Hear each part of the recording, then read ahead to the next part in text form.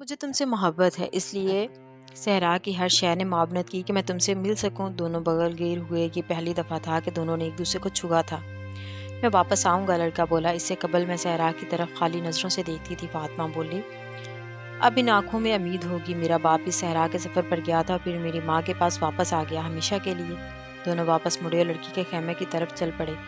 جب وہ خیمے کے دروازے پر پہنچے تو لڑکا بولا، میں بھی اسی طرح واپس آؤں گا جس طرح تمہارا باپ تمہاری ماں کے پاس واپس لوٹ آیا تھا۔ تم رو رہی ہو؟ اس نے فاطمہ کی نم آنکھیں دیکھتے ہوئے سوال کیا۔ میں صحرا کی بیٹی ہوں، اس نے اپنی آنکھیں چھپاتے ہوئے جواب دیا۔ بہرحال میں ایک عورت بھی تو ہوں۔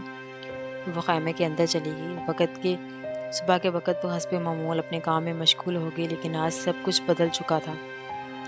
یہ نخلستان اس علاقے سے خالی تھا اور اس کا ماحول اس کے لیے ویسا کبھی نہیں ہوگا جیسا صرف ایک دن قبل تھا۔ نہ تو اس میں 50,000 کھجور کے درخت ہوں گے، نہ 300 کھنگے، اور نہ وہ یہ نخلستان ہوگا جو مسافروں کو صحرائی کڑکتی دھوپ میں سایہ فراہم کرتا ہے۔ فاطمہ کے لیے یہ نخلستان آج کے بعد ایک صحرا کی مانند ہے۔ آج کے بعد اس کے لیے نخلستان کی نسبت صحرا زیادہ اہم ہوگا، کیونکہ صحرا میں ایک ایسا انسان تھا جو اس سے صرف اس لیے محبت کرتا تھا کہ اسے اس سے محبت تھی۔ اس محبت کے لیے کسی وجہ کی ضرورت نہیں تھی۔ آج کے بعد اس کی نگاہیں صحرا کی طرف لگی رہیں گی اور وہ اندازہ لگائے گا کہ کون سی ستارے کی سمت میں اس کا محبوب چل رہا ہے۔ اس ستارے کے حوالے سے وہ اپنے محبوب کا دیدار کرے گی اور آج کے بعد صحرا اس کے لیے ایک امید کی علامت ہوگا۔ اس کی فکر نہ کرو جسے تم پیچھے چھوڑ آئے ہو۔ سفر پر روانہ ہوتے ہوئے کیمیا نے لڑکے کو ہدایت کی، ہر چیز لکھی ہوئی ہے اور یہ تحریر ہمیشہ وہاں رہے گی۔ مرد گھر چھوڑنے کے بعد اس کی طرف لوٹ آنے کے بارے میں سوچتے رہتے ہیں۔ لڑکے نے جواب دیا، جو آپ نے پیچھے چھوڑا ہے وہ اگر مادا ہے تو تمہاری واپسی پر تمہیں ایسے ہی ملے گا، لیکن اگر وہ روشنی کا حالہ تھا جیسا کہ ستاروں کے ٹوٹنے پر ہوتا ہے تو واپسی پر تمہیں کچھ نہیں ملے گا۔ کیمیا گری کی زبان میں بول رہا تھا، لیکن لڑکا اس کا مفہوم سمجھ سکتا تھا۔ پھر بھی اس کے لیے ناممکن تھا کہ وہ فاطمہ کے بارے میں اپنے آپ کو سوچنے سے باز رکھ سکے۔ صحرا کی یکسانیت اسے خواب دیکھنے پر مجبور کر رہی تھی۔ اس کے چشم تصور میں کھجوروں کے درخت تھے اور کنویں تھے اور اس خاتون کا چہرہ تھا جس سے اسے محبت تھی۔ وہ انگریز کو چشم تصور میں دیکھ سکتا تھا جو اپنے تجربے میں مشغول تھا۔ یہودی بان جو کہ ایک ایسا استاد تھا جسے خود بھی اس کے بارے میں معلوم نہیں تھا۔ شاید کیمیا گری کو کبھی محبت کا اتفاق نہیں ہوا تھا، لڑکے نے سوچا۔ کیمیا گر آگے آگے تھا اور اس کے کندھے پر باز تھا اور پرندے کو صحرا کی زبان معلوم تھی۔ جب بھی کیمیا گر رکتا تو باز محور پرواز ہو جاتا اور واپسی پر اپنے ساتھ شکار لاتا، کبھی خرگوش، کبھی کوئی پرندہ۔ رات کے وقت وہ آگ کو چھپا کر روشن کرتے اور صحرا کی راتیں سرد تھی۔ چاند کے زوال کے ساتھ ساتھ تاریخ سے تاریخ تر ہوتی جا رہی تھی۔ وہ ایک ہفتہ تک چلتے رہے۔ اسی دوران کی گفتگو کا محور زیادہ تر صحرا کے سفر کے دوران کی جانے والی احتیاط تھی اور یہ کہ کس طرح قبائل سے جنگ سے اپنے آپ کو محفوظ رکھنا ہے۔ لڑائی جاری تھی اور ہوا میں پسینے اور کبھی خون کی بو شامل ہو جاتی تھی۔ جنگ کہیں قریب ہی ہو رہی تھی۔ اس سے لڑکے کو اس بات کا احساس ہوا کہ نشانیاں انسان کو وہ بات بتاتی ہیں جو آنکھ سے نہیں دیکھ سکتے۔ 7ویں روز کیمیا گر نے قبل از وقت پڑاؤ کا فیصلہ کیا۔ باز شکار کی تلاش میں روانہ ہو گیا اور کیمیا گر نے اپنی پانی کی بوتل لڑکے کو پیش کی۔ تم تقریباً اپنی منزل کے قریب پہنچ چکے ہو، کیمیا گر بولا۔ اپنی منزل کی تلاش کی جافشانی سے جاری رکھنے میں تم مبارکباد کے مستحق ہو، لیکن تمام راستے آپ نے مجھے کچھ نہیں بتایا، لڑکی نے سوال کیا۔ میرا خیال تھا کہ آپ مجھے بہت کچھ سکھائیں گے۔ اس سے قبل صحرا میں سفر کے دوران میرے ساتھی کے پاس کتابیں تھیں جن میں کیمیا گری کے بارے میں معلومات تھی۔ یہ سب کچھ سیکھنے کا صرف ایک ہی راستہ ہے، کیمیا گر بولا، اور وہ ہے عمل۔ تم نے جو بھی سیکھنا تھا وہ تم نے اپنے سفر کے دوران سیکھا، اب تمہیں صرف ایک چیز اور سیکھنے کی ضرورت ہے۔ لڑکا ہمت انگوش تھا کہ کیمیا گر اسے کیا کچھ سکھاتا ہے، لیکن کیمیا گر خاموشی سے افق کی طرف دیکھ رہا تھا۔ کیمیا گر کو آپ کو کیمیا گر کیوں کہتے ہیں؟ لڑکے نے سوال کیا۔ کیونکہ میں کیمیا گر ہوں، اس نے جواب دیا۔ جن دوسرے لوگوں نے دھات کو سونے میں بدلنے کی کوشش کی وہ ناکام کیوں رہے؟ لڑکے نے استفسار کیا۔ وہ لوگ صرف سونے کی تلاش میں تھے، کیمیا گر نے جواب دیا۔ وہ خزانہ تو پانا چاہتے تھے لیکن اس کے لیے مشقت کرنے کو تیار نہیں تھے۔ وہ ایک چیز کیا ہے جسے سیکھنے کی مجھے ضرورت ہے؟ لڑکے نے پوچھا۔ کیمیا گر ابھی بھی افق کی طرف دیکھ رہا تھا۔ آخر میں اس طرف سے باز واپس آتا دکھائی دیا۔ انہوں نے اوٹ میں آگ جلائی تاکہ اس کی روشنی کسی کو نظر نہ آئے۔ میں کیمیا گر اس لیے کہلاتا ہوں کیونکہ میں کیمیا گر ہوں، اس نے کھانا پکاتے ہوئے کہا۔ میں نے یہ فن اپنے دادا سے سیکھا تھا اور اس نے اپنے باپ سے، اور اسی طرح یہ سلسلہ بہت دور تک پھیلا ہوا ہے۔ ان دونوں اسم اعظم کو خراج کی تختی پر لکھا جا سکتا تھا، لیکن انسانوں نے پھر آسان چیزوں کو رد کرنا شروع کر دیا۔ اور اس کی جگہ غیر ضروری تفاصیل فلسفیانہ تحریروں نے لے لی، اور انہوں نے سوچنا شروع کر دیا کہ ان کی رسائی ان چیزوں تک ہے جو اس سے قبل لوگوں سے چھپی ہوئی تھی۔ اس لیے وہ مشکل پسند ہوتے گئے اور وہ غیر ضروری تفصیل سے ہر بات اور ہر تحریر طویل سے طویل تر ہوتی گئی، لیکن پھر بھی پخراج کی تختی ابھی تک سلامت ہے۔ آخر اس تختی پر تحریر کیا ہے؟ لڑکے نے پوچھا۔ کیمیا گر نے ریت پر کچھ لکھنا شروع کیا اور 5 منٹ کے اندر ایک شکل بنائی۔ جس وقت کیمیا گر ریت پر کچھ لکھنے میں مصروف تھا، لڑکے کو بڑے بادشاہ کا خیال آیا۔ تختی پر یہ تحریر ہے۔ کیمیا گر جب لکھنا ختم کیا تو بولا۔ لڑکے نے تحریر کو پڑھنے کی کوشش کی لیکن ناکامی ہوئی۔ اس طرح کی تحریر میں نے انگریز کی کتاب میں دیکھی تھی۔ نہیں، یہ اس طرح کی ہے جیسے پرندوں کی پرواز تھی۔ صرف منطق کے ذریعے اس کو سمجھنا ممکن نہیں ہے۔ یہ کائنات کی روح تک رسائی کا براہ راست طریقہ ہے۔ دانا لوگ یہ سمجھتے ہیں کہ دنیا جنت کا ایک نمونہ ہے یا اس کا عکس ہے۔ اس کا وجود اس بات کی علامت ہے کہ کہیں پر ایسی دنیا بھی ہے جو ہر لحاظ سے مکمل ہے۔ خدا نے یہ دنیا اس لیے بنائی ہے کہ اس دنیا میں نظر آنے والی چیزوں کے واسطے سے لوگوں کو اس کے روحانی وجود تک رسائی حاصل کر سکیں اور اس کے محیر القیوم نشانیوں کو سمجھ سکے۔ عمل سے یہی کچھ مراد ہے۔ کیا مجھے بھی اس تختی کی تحریر سمجھنا چاہیے؟ لڑکے نے سوال کیا۔ شاید اگر تم کیمیا گر کی تجربہ کار گاہ میں ہوتے تو اس تحریر کو سمجھنے کا بہترین وقت ہوتا، لیکن چونکہ تم صحرا کے بیچوں بیچ ہو اس لیے اپنے آپ کو اس میں ضم کر دو۔ صحرا تمہیں دنیا کی سمجھ کر دے گا، بلکہ دنیا کی کوئی بھی چیز اس کی اہلیت رکھتی ہے۔ تمہیں صحرا کو سمجھنے کی بھی ضرورت نہیں۔ اگر تم ریت کے ایک ذرے پر بھی غور کرو تمہیں اس میں بھی تخلیق کے محیر القیوم کارنامے نظر آئیں گے، اور اپنے دل کی آواز سنو۔ اس کو قدرت کے تمام تر رازوں تک رسائی حاصل ہے، گویا کہ اس کا اپنا وجود اس کائنات کی روح سے نکلا ہے اور وہ وہیں اسے ایک دن لوٹ کر جانا ہے۔ وہ دونوں صحرا میں مزید 2 دن تک چلتے رہے۔ کیمیا گر اب اور زیادہ محتاط ہو گیا تھا، گویا کہ وہ ایسے علاقے میں داخل ہو گیا تھا جہاں لڑائی زیادہ شدت اختیار کر چکی تھی۔ جیسے جیسے وہ صحرا میں آگے بڑھ رہے تھے، لڑکا اپنے دل کی آواز سننے کی کوشش کر رہا تھا۔ اس سے قبل اس کا دل اسے کہانیاں سناتا تھا، مگر اب خاموش ہوتا تھا۔ پہلے اس کا دل اسے گھنٹوں اپنی اداسی کی داستانیں سناتا تھا۔ کبھی صحرا میں طلوع آفتاب کے منظر پر اتنا جذباتی ہو جاتا کہ لڑکے لیے اپنے آنسو چھپانا مشکل ہو جاتا تھا۔ ہمیں آخر اپنے دل کی آواز سننے کی کیا ضرورت ہے؟ اس نے کیمیا گر سے سوال کیا جب وہ پڑاؤ ڈال چکے تھے۔ کیوں نہ کہ جہاں بھی تمہارا دل ہوگا وہیں خزانہ ملے گا، کیمیا گر نے جواب دیا۔ لیکن میرا دل تو بہت پریشان ہے، لڑکا تلخی سے بولا۔ اس میں خواب ہیں، اس میں جذبات کا ایک سمندر موجزن ہے، اور یہ مجھے بہت تکلیف دیتا ہے اور مجھے راتوں کو چین نہیں لینے دیتا۔ بہت خوب، پھر تو تمہارا دل زندہ ہے، اس کی بات پر دھیان دو، کیمیا گر نے کہا۔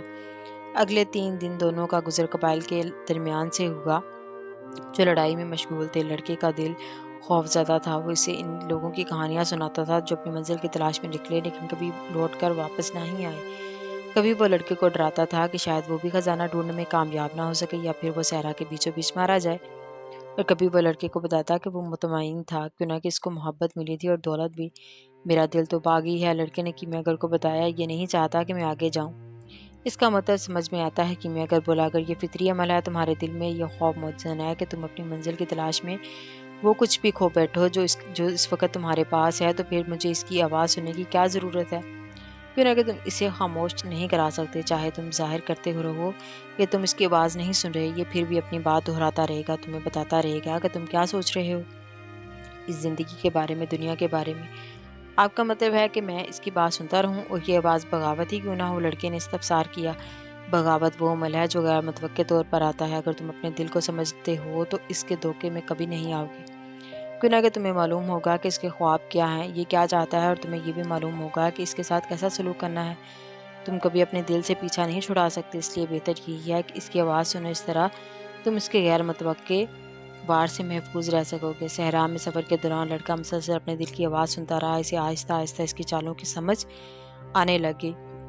اس کے دل سے خوف نکل گیا، واپس جانے کا خیال بھی جاتا رہا۔ ایک دوپہر اس کے دل سے اس کو بتایا کہ وہ بہت خوش ہے، اگرچہ کبھی کبھار میں شکایت بھی کرتا ہوں۔ اس کا دل بولا، ایسا اس لیے ہے کہ میں ایک انسان کا دل ہوں، اور انسانوں کے دل اسی طرح کے ہوتے ہیں۔ لوگ اپنے خوابوں کی تعبیر ڈھونڈنے میں خوف زدہ ہوتے ہیں، کیوں نہ کہ ان کا خیال ہوتا ہے کہ وہ اس قابل نہیں ہیں یا پھر وہ اسے حاصل کرنے میں ناکام رہیں گے۔ ہم دل میں اس لیے خوف زدہ ہوتے ہیں کہ محبت کرنے والے ہم سے ہمیشہ کے لیے جدا ہو جائیں گے، یا پھر کچھ لمحات جو بہتر ہو سکتے تھے مگر نہیں ہوئے، یا پھر کچھ خزانے جو مل سکتے تھے لیکن ہمیشہ کے لیے ریت کے نیچے دب گئے۔ اور جب اس طرح ہوتا ہے تو ہمیں بہت دکھ اٹھانا پڑتا ہے۔ میرے دل کو خوف ہے کہ اسے تکلیف سے گزرنا پڑے گا، لڑکے نے اس وقت بتایا جب اندھیری رات میں دونوں آسمان کی طرف دیکھ رہے تھے۔ اپنے دل کو بتاؤ کہ تکلیف کا ڈر خود تکلیف سے بدتر ہے، اور کسی دل کو آج تک تکلیف سے نہیں گزرنا پڑا جب وہ اپنی منزل کی تلاش میں نکلتا ہے۔ کیوں نہ کہ اس تلاش کا ہر لمحہ خدا سے ملاقات کی گھڑی ہوتی ہے، تلاش کا ہر لمحہ خدا سے ملاقات کی گھڑی ہوتی ہے، لڑکے نے اپنے دل سے کہا۔